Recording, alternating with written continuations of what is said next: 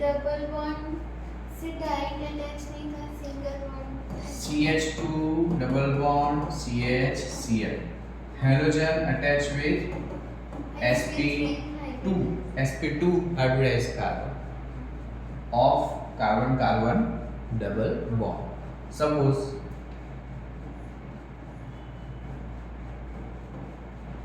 halogen attached with sp2 hybridized carbon of carbon carbon double bond. Okay, direct double bond से attach है। Suppose आपने ऐसा draw किया, यहाँ पे बॉन्ड बनाया, आपने हेलोजन भी लिया, तो ये हेलोजन किससे अटैच है? बेंजीन नहीं है, ये साइक्लोहेक्सीन। ओके, तो हेलोजन अटैच विद, ये आपका कार्बन कौन सा हो जाएगा? sp2।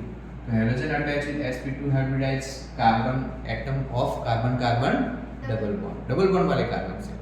जबकि हमने एलाइलिक लिया था तो बीच में एक कार्बन आता था, ठीक है? तो दोनों में डिफरेंस समझना। वहां पर क्या था? CH2 double bond CH bond CH2Cl, मतलब एक कार्बन बीच में आएगा फिर डबल बॉन्ड आएगा। जबकि यहाँ क्या है?